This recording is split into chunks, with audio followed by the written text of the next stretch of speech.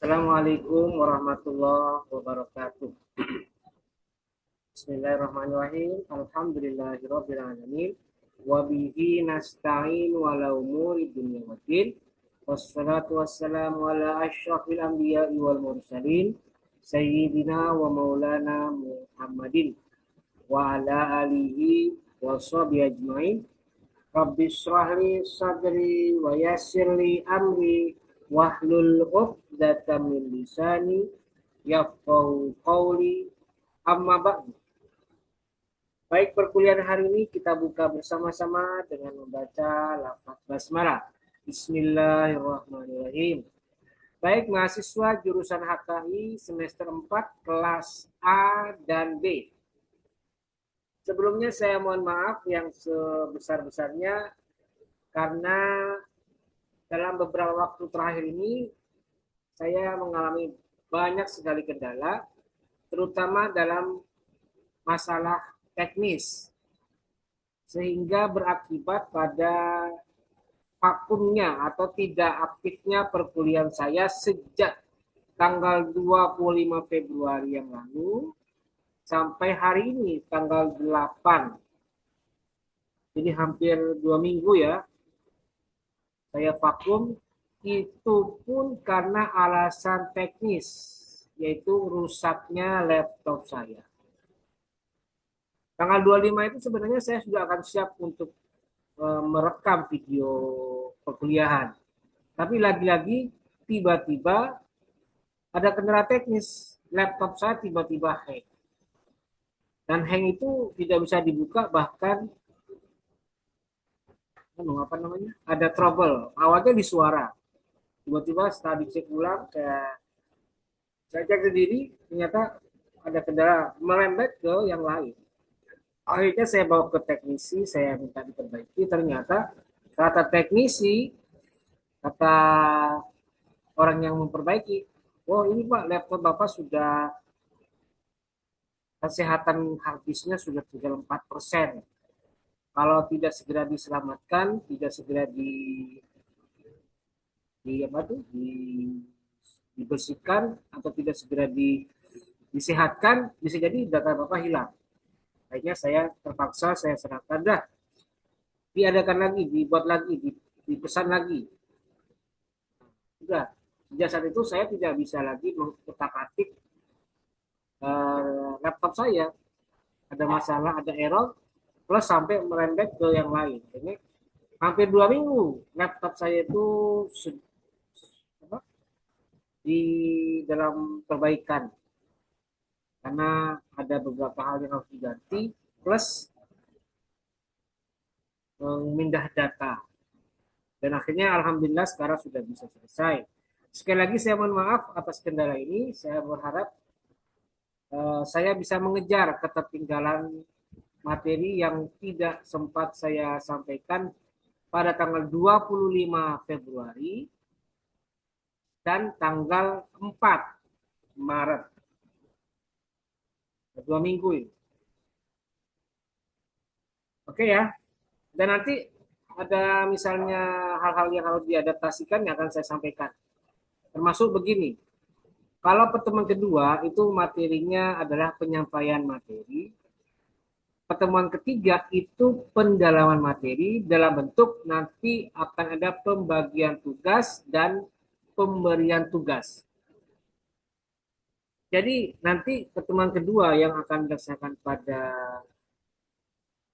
berapa? Pada tanggal sorry, 4 Maret itu harusnya kan pembagian tugas dan menyebut pemberian tugas ya harusnya. Tapi karena ada kendala tidak bisa saya lakukan perkuliahan, jadi akhirnya ditunda dan baru selesai hari ini. Jadi nanti hari ini saya baru merekam pada tanggal 8. Kemungkinan untuk pertemuan ketiga akan saya apa namanya? Akan saya soundingkan kurang lebih 1-2 hari setelah ini. Akan saya buatkan videonya 1-2 hari setelah ini. Jadi mungkin tanggal 9 atau tanggal 10. Dan nanti pada tanggal 11 akan ada perkuliahan pertemuan keempat. Itu sudah normal lagi ya. Mudah-mudahan bisa terkejar. Jadi nanti tugas akan saya sesuaikan. Jadi bukan misalnya kan tugasnya kan pertemuan ketiga kan harusnya tanggal 11 pengumpulannya. Tapi karena ada kendala pasti akan saya undurkan. Mungkin akan diundur sampai tanggal 18 atau mungkin 19. Antara itulah ya. Oke, baik. Sekarang kita akan sampaikan materi tentang toharoh yang modulnya sudah saya share sudah lama, sejak tanggal 25 Februari sudah saya share. Nah, sekarang kita akan bahas satu persatu hadis yang ada di dalam materi tentang toharoh. Oke, saya share ya. Kita mulai dari hadis pertemuan kedua.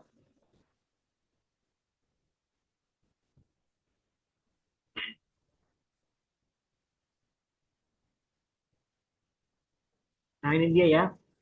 Kitabut Toharoh. Ini pertemuan kedua. Kitabut Toharoh. Kitab tentang suci, bersesuci. Yang pertama itu adalah babul miyahi, bab air. Hadis yang pertama an Abi Hurairah radhiyallahu anhu qala Rasulullah sallallahu alaihi wasallam fil bahri wa tahuru ma'uhu al hillu maitatuhu. Hadis riwayat Abu Hurairah mengatakan qala Rasulullah sallallahu alaihi wasallam, Nabi bersabda fil bahri tentang air, laut, tentang air lautan. Apa kata Nabi? Huwa tahuru ma'uhu, air lautan itu suci. Ma'uhu, airnya. Al-hillu, dan halal, apanya? Maitatuhu, bangkainya. Akhrajahul arba'ah, dikeluarkan hadis ini oleh Imam hadis yang 4. Wa ibnu Abi Syaibah, wa lafdu lahu, dan Ibnu Abu Syaibah. Wasahu Ibnu Khuzaimah, dan disahihkan oleh Ibnu Khuzaimah, wa Tirmidzi dan Tirmidzi, wa rawahu, dan juga diriwayatkan oleh Malikun wa Syafi'i wa Ahmad. Malik, Syafi'i dan Ahmad. Jadi hadis ini menjelaskan tentang status kehalalan, status kesucian dari air laut, dan juga halalnya bangkai hewan yang hidup di dalam laut atau di dalam air laut. Jadi kenapa kok bisa halal? Kenapa kok bisa suci airnya? Ya karena volumenya sangat amat banyak, jumlahnya banyak. Sedangkan otomatis juga hewan yang hidup di dalam lautan, meskipun dia tidak disembelih, hukumnya halal, bangkainya halal. Itu hadis yang pertama. Yang berikutnya hadis kedua, an Abi Sa'idin Al-Khudri. Dari Abu Sa'id Al-Khudri radhiyallahu anhu qala, berkata Abu Sa'id Al-Khudri, qala Rasulullah sallallahu alaihi wasallam, Nabi bersabda, Innal ma'a tahu innal ma'a tahurun la yunajjisuhu syai'un. Sesungguhnya air itu statusnya sesungguhnya suci, tahurun. La yunajjisu syai'un, yang tidak ada satupun yang dapat membuat najis terhadap air. Ini hakikat air sebenarnya suci, semua air itu suci. Dan tidak ada yang bisa menajiskannya sedikit pun. Itu hakikatnya. Tapi itu ada keterusannya, harusnya. Di hadis yang berikutnya, dari hadis Abu Umamah Al-Bahili radhiyallahu anhu qala, Abu Umamah Al-Bahili berkata, qala Rasulullah sallallahu alaihi wasallam, Nabi bersabda, innal ma'a la yunajjisuhu syai'un. Sesungguhnya air tidak ada yang dapat menajiskannya. Air itu suci dan tidak dapat dinajiskan. Illa, kecuali ma ghalaba ala rihi wa ta'mihi wa launihi. Kecuali air itu berubah Golaba berubah ala rihi baunya air, watak mihi dan rasanya, walau mihi dan warnanya. Jadi air itu sebenarnya suci dan tidak bisa najis kecuali air itu berubah, baunya berubah, rasanya berubah, dan warnanya berubah. Tapi Pak, kalau misalnya airnya itu air lautan, di air lautan yang volumenya maha luas, maha banyak, maha besar, maha segala-galanya, jumlahnya tidak terkira. Itu kalau dicelupin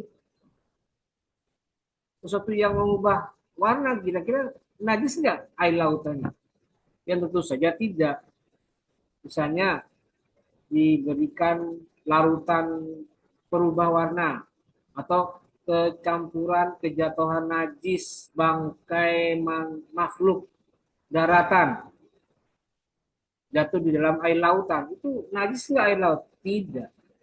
Karena sekali lagi disampaikan kalau air itu volumenya sangat banyak, itu tidak bisa berubah statusnya, tetap suci. Air lautan yang jumlahnya sangat besar, sangat banyak, itu tidak bisa dirubah statusnya oleh najis. Nah, kalau airnya sedikit gimana Pak? Nah, itu yang berubah. Bukan air lautnya, tapi airnya. Jumlahnya sedikit, hanya 2 ember. Kemudian ada jatuh cecak atau jatuh kotoran ayam. Gimana itu? Ya tentu ada perubahan. Warnanya mungkin berubah jadi pekat, kemudian rasanya juga kecut-kecut, atau mungkin baunya agak semenget-semenget. Itu tidak suci berarti, atau najis. Nah itu hadis yang ketiga. Berikutnya hadis yang keempat dari Baihaqi, al-ma'un, air itu tahirun asalnya suci, illa kecuali intaghayyara rihuhu, kecuali berubah baunya, autamu atau rasanya, aulaunuhu atau warnanya, binajasatin sebab najis tahdusu fi yang jatuh ke dalam air tadi. Ini lebih jelas, lebih clear. Berikutnya hadis kelima, wa an Abdullah bin Umar radhiyallahu anhu qala, dari Abdullah bin Umar berkata Abdullah bin Umar, qala Rasulullah sallallahu alaihi wasallam, idza kana al-ma'u kullataini lam yahmilil khabath. Jika ada air itu kullataini lebih dari 2 kolah, ukurannya 2 kolah. Berapa 2 kolah itu? Kolah itu sekitar 200 liter. Kurang lebih 200 liter. Nah, kalau air yang jumlahnya 2 kolah lebih, 200 liter lebih, itu kejatuhan kotoran, maka lamnya minil khabas, tidak bisa najis, tidak bisa najis.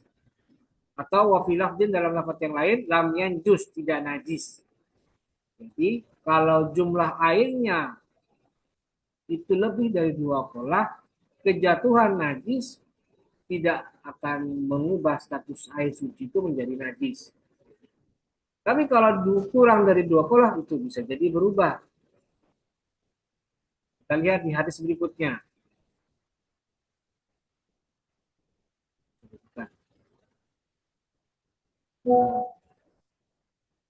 Ini cuma tambahan. Jadi artinya ukurannya menggunakan sistem kolah.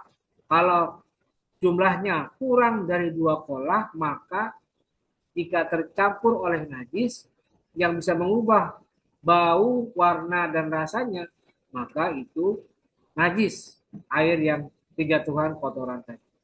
Tapi kalau jumlah airnya di atas 2 kolah, maka jika kecampur najis tentu tidak mengubah status kesucian, tetap suci.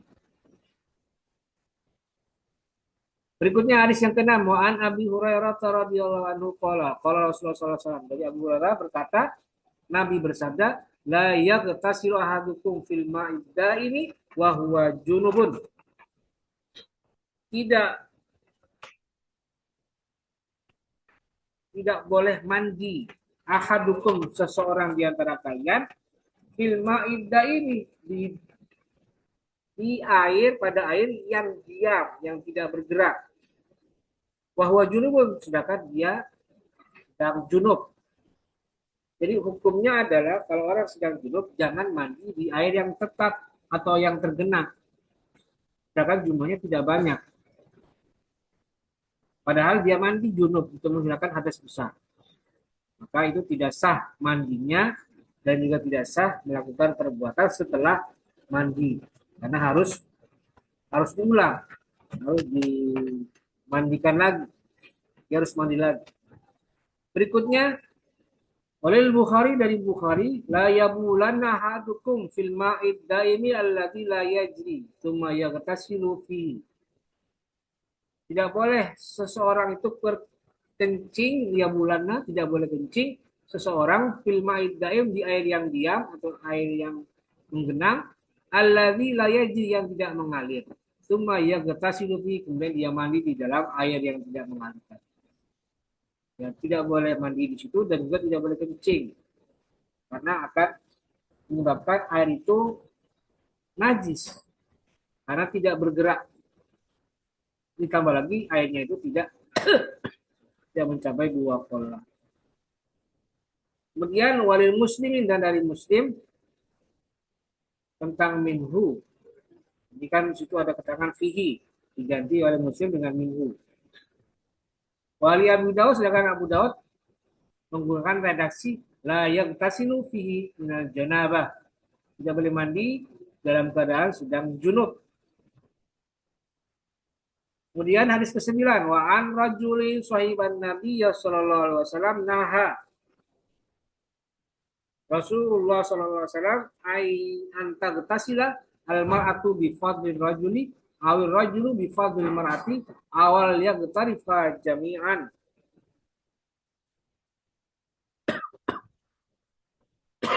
Nabi melarang untuk mandi seorang istri mandi di bekasnya suami. Atau sebaliknya, suami dilarang mandi di bekas istrinya. Harusnya bagaimana? Wal yagtarifa jami'an. Harusnya mereka mandi atau nyiduk apa pakai gayung jami'an bersamaan. Jadi hadis ini menjelaskan tentang sunnahnya suami istri mandi bersama. Dan juga ketentuan sebaiknya laki-laki jangan pakai bekas istri, begitu juga istri tidak boleh pakai bekas suami. Berikutnya an Ibnu Abbas dari Abdullah bin Abbas radhiyallahu anhu berkata Abdullah bin Abbas, "Anna Nabiy sallallahu alaihi wasallam kana yaghtasilu bi fadli Maimunata radhiyallahu anha." Nabi pernah mandi bi fadli Maimunata radhiyallahu anha. Nabi pernah mandi di bekas mandinya Maimunah yang merupakan istri Rasul. Jadi ada kontroversi, ada beberapa pendapat yang berbeda. Hadis pun demikian yang mengatakan Nabi pernah melarang suami mandi bekas istri, istri mandi bekas suami. Tapi di lain pihak, bahkan hadisnya Muslim, hadisnya Sahih, justru Nabi pernah mandi di bekasnya Maimunah. Nah, yang pakai di mana berarti? Ya, harusnya yang dipakai hadis yang lebih sahih. Jadi tidak apa-apa mandi di bekas mandi istrinya, sebab Nabi pun pernah melakukannya. Itu hadis tentang tata cara mandi bagi suami dan istri. Boleh mandi bersama dan boleh istri menggunakan bekas suami, begitupun sebaliknya. Berikutnya bab izalatin najasati wa bayaniha, bab tentang menghilangkan najis dan wa bayaniha dan penjelasan. Wa anhu dari anhu ini Abu Hurairah radhiyallahu anhu qala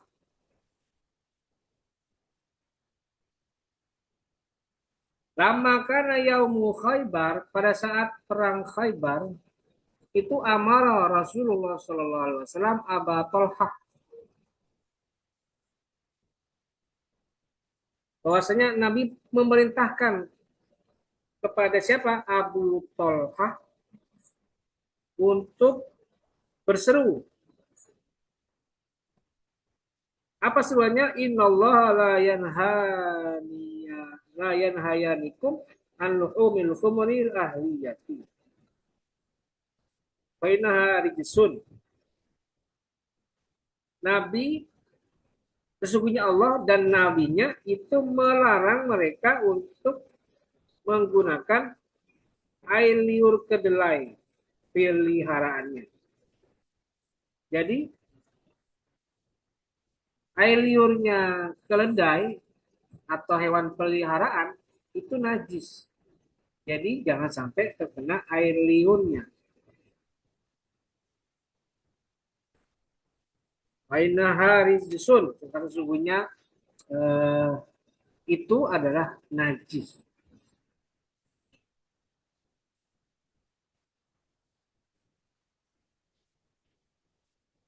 Muttafaqun alaih. Yang kedua, hadis 29. An Ani bin Umar, an Amr bin Kharijah, dari Amr bin Kharijah. Berkata Amr bin Kharijah, khatabana Rasulullah sallallahu alaihi wasallam,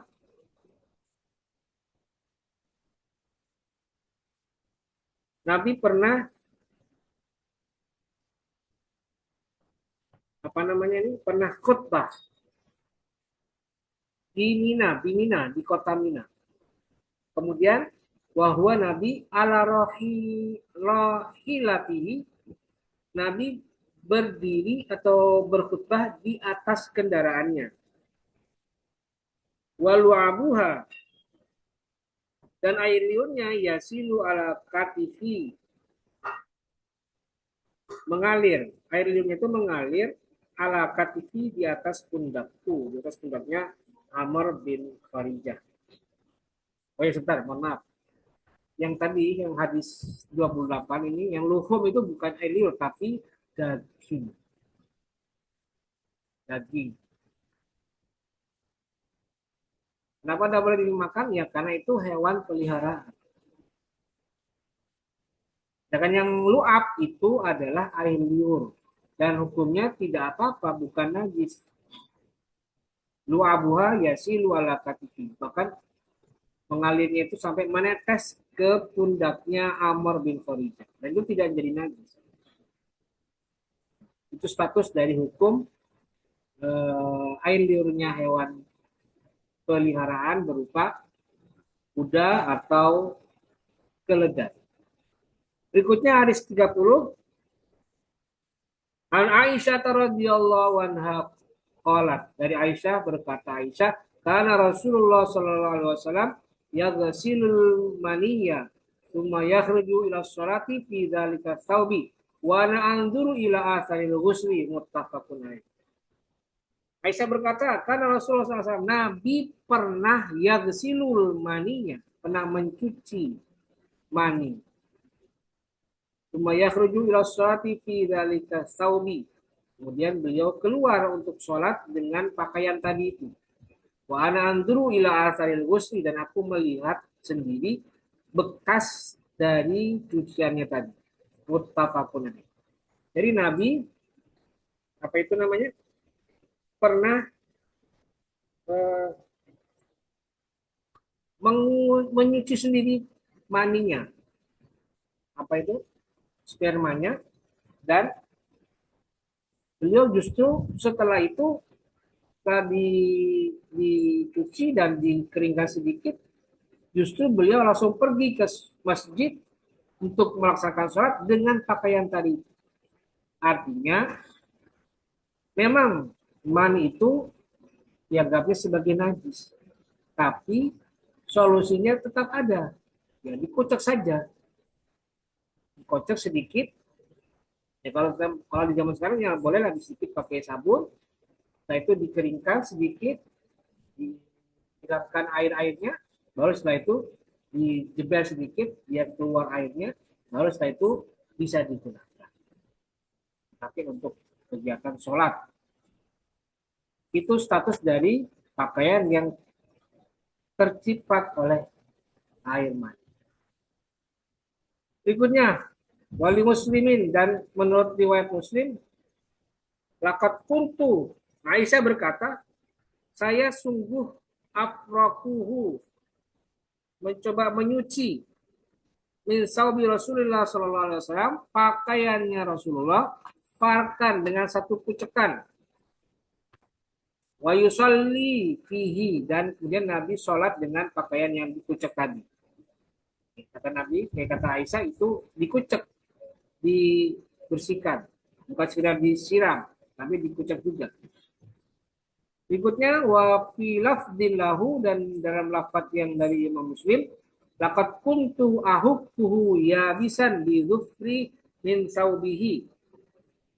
Aku ahukkuhu, menggosok sampai kering, menggosok dalam keadaan kering, yabisan dalam keadaan kering, bi dhufri dengan kuku-kuku, min saubihi dari pakaiannya. Jadi versi yang lain mengatakan bukan dikucek dalam keadaan basah, tetapi dikeringkan dulu, pakaiannya dikeringkan, baru setelah itu oleh Aisyah itu dikucek atau dikerik bekas dari air maninya itu sampai hilang bekasnya, dan itu sudah dianggap suci, sudah dianggap bersih dan bisa dipakai untuk sholat.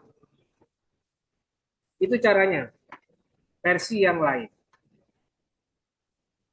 Karena memang sperma itu kan bisa cepat kering ya, karena sifatnya kental.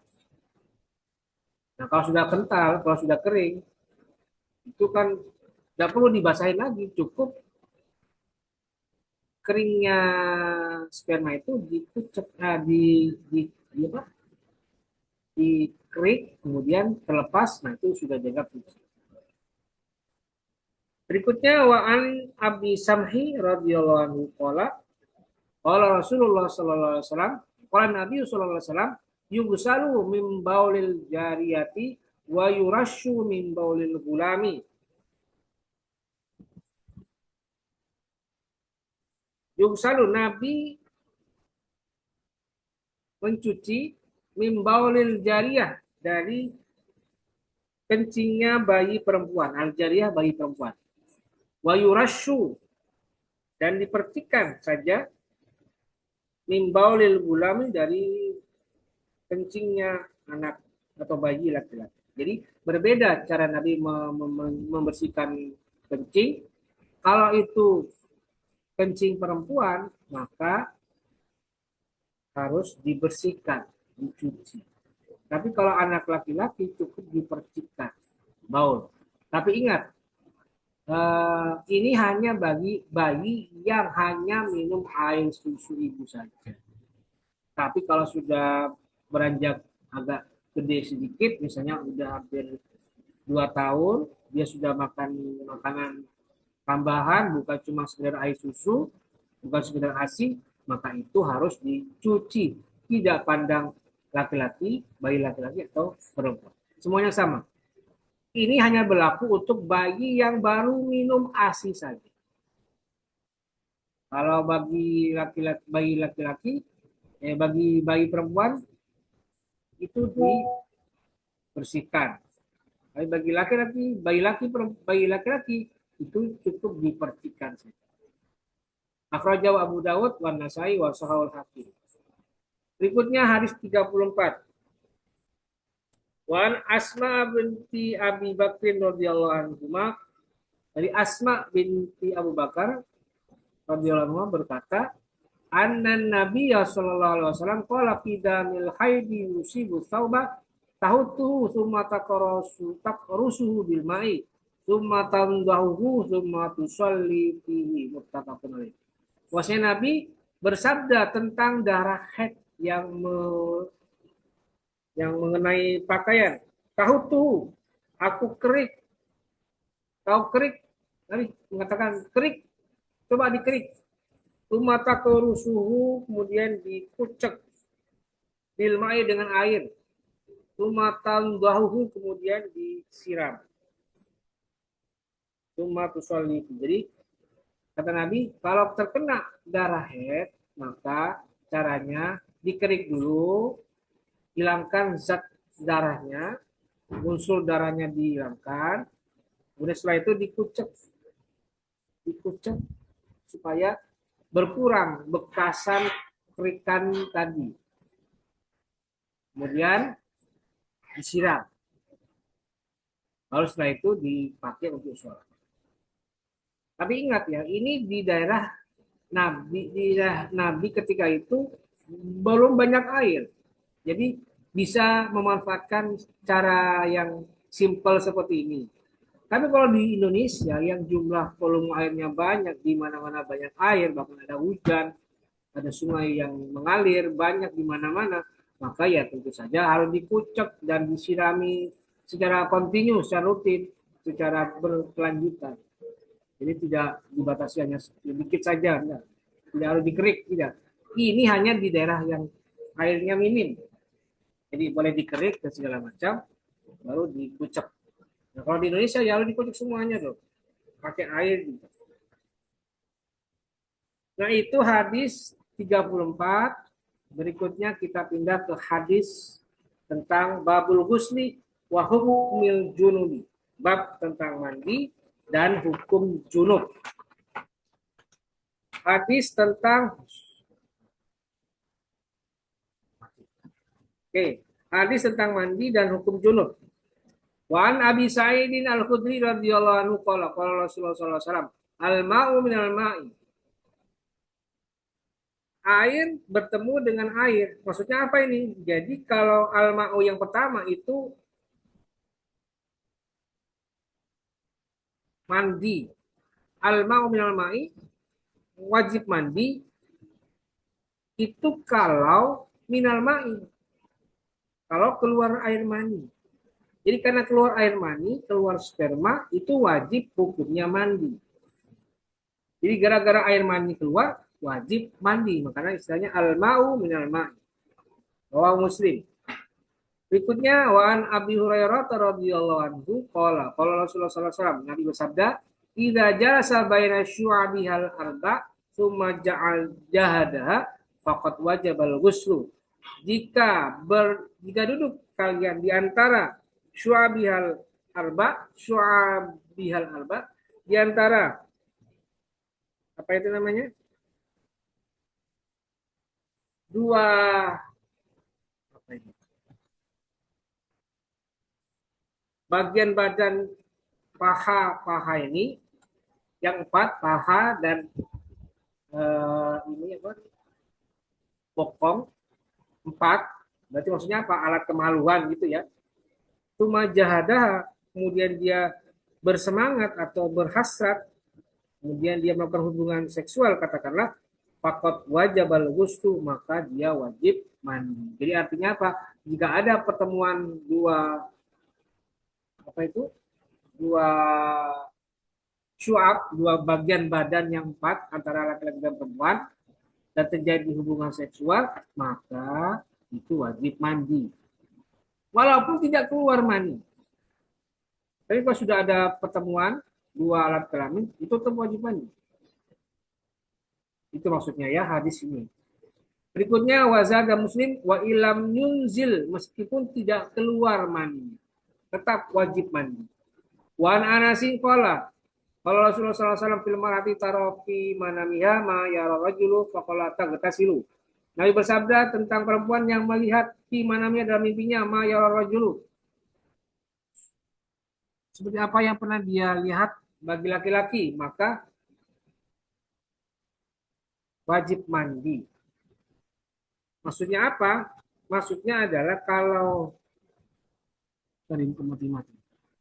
ada perempuan tuh mimpi dan basah, itu wajib mandi, mimpi basah. Si perempuan mimpi basah, maka dia wajib mandi. Cuma mimpi basah, bukan ada hubungan seksual, ini tetap wajib mandi, kata Rasul. Kemudian hadis berikutnya, wazada Muslim. Muslim menambahkan, faqalat Ummu Salamah. Berkata Ummu Salamah, walha wahal yakunu hadza qala na'am famin aina yakunu syabah. Kemudian Nabi berkata, ya, famin aina yakunu syabah. Dari mana bisa ada kemiripan? Artinya apa? Oleh Ummu Salamah ini tanyakan, loh, kok cuma mimpi kok bisa mandi? Iya, gak apa-apa. Walaupun ada kemiripannya, tetap hukumnya mandi, wajib mandi. Meskipun itu cuma mimpi, pertemuan laki-laki di dalam mimpi. Dan ada hasrat, ada gairah. Tetap mandi. Walaupun perempuan sendiri tidak, apa namanya itu, misalnya kan kayak perempuan yang mengalami masa puber atau mengalami masa balik, dia statusnya adalah keluar haid. Tapi tidak mimpi basah. Yang mimpi basah adalah laki-laki. Nah sekarang gimana kalau perempuannya mimpi berhasrat terus keluar basah itu dalam mimpi gimana? Nah tetap hukumnya wajib mandi. Meskipun itu tidak terjadi, cuma ada kemiripan. Berikutnya wana Aisyah radhiyallahu anha qalat. Dari Aisyah berkata Aisyah, karena Nabi sallallahu alaihi wasallam yaghtasilu min arba'in. Nabi mandi itu karena 4 hal.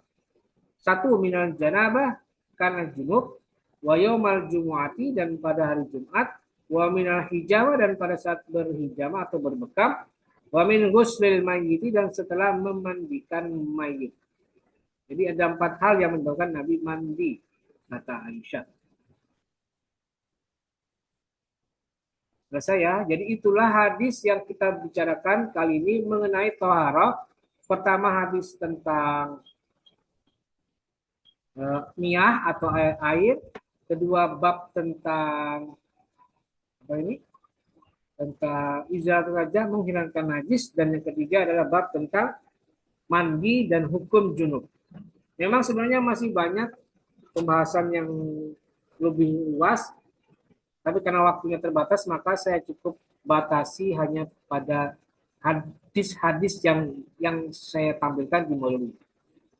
Jika kalian mungkin merasa kurang puas, bisa kalian tanyakan melalui kolom komentar yang ada di channel YouTube saya ataupun yang ada di Google Classroom. Dan saya mohon maaf sekali lagi atas kendala teknis selama perkuliahan ini juga menyebabkan saya tidak bisa maksimal, dan saya coba mengejar ketertinggalannya supaya nanti bisa sesuai dengan jadwal yang sudah berlaku dan juga diterapkan oleh seluruh fakultas. Baik, saya kira itu, terima kasih dan semoga bermanfaat, dan saya silakan kalian tunggu 1 atau 2 hari untuk upload saya atau pembuatan video saya untuk pertemuan ketiga untuk pembagian tugas dan penjelasan mengenai tugas. Baik, saya kira itu, terima kasih, dan mari kita akhiri dengan membaca lafaz hamdalah. Alhamdulillahirabbil alamin. Terima kasih. Wallahul muwaffiq ila aqwamit thoriq. Wassalamualaikum warahmatullahi wabarakatuh.